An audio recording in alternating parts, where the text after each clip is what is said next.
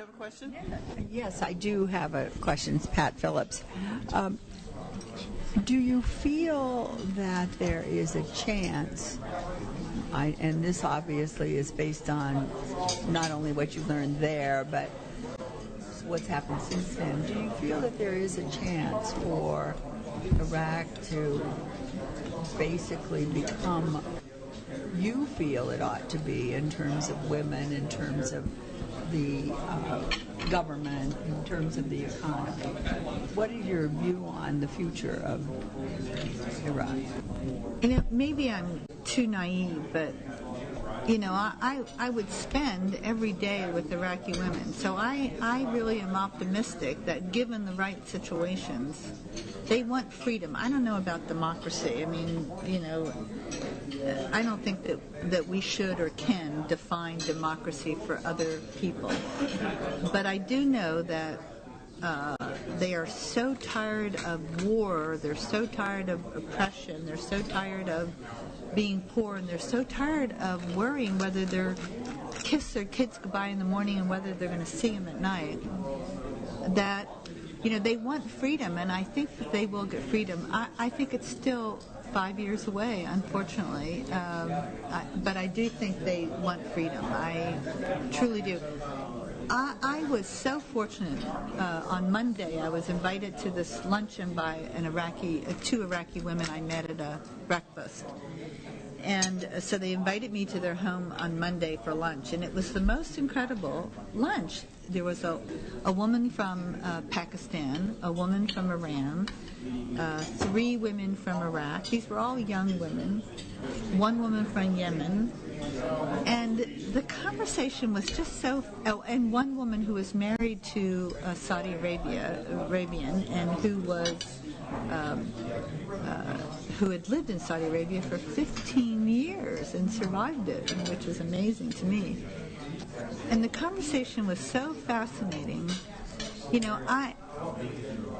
I always say, if I'm talking too much, tell me, but I always say that here in America, the land of the free, home of the brave, we only have 16% representation in our government of women. I find that to be so disgusting.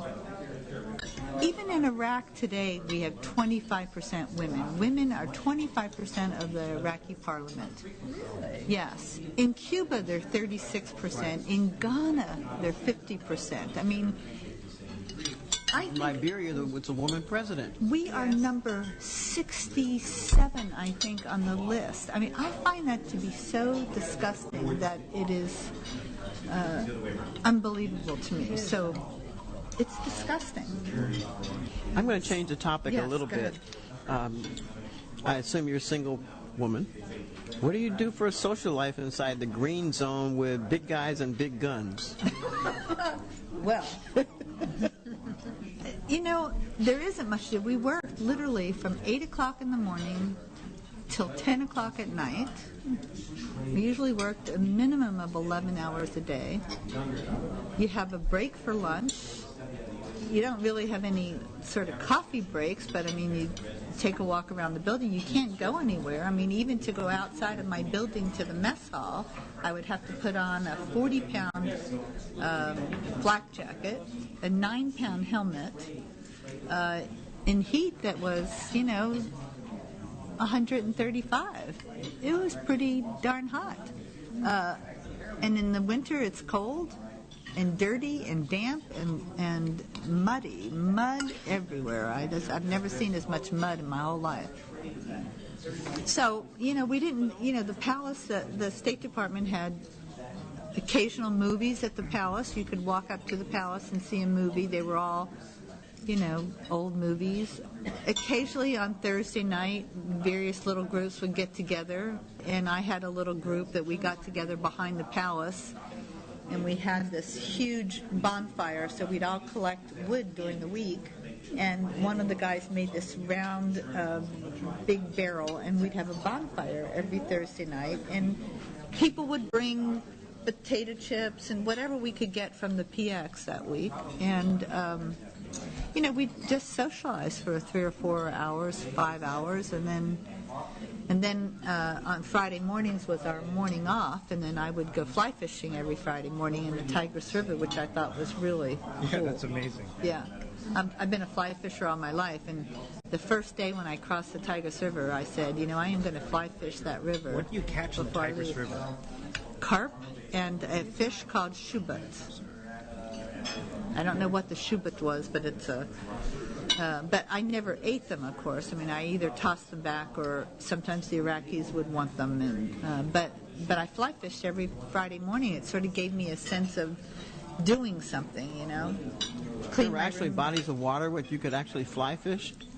Yeah, the image that we have here is that Iraq was bone dry and hell hot. That's the image that's come across. The Tigris River, I sent some photos of the Tigris River and the Euphrates River, and to this day it still gives me goosebumps to have been on both of those rivers. I mean, I walked Babylon, and it's just the most incredible place. I still can't even say it without getting goosebumps.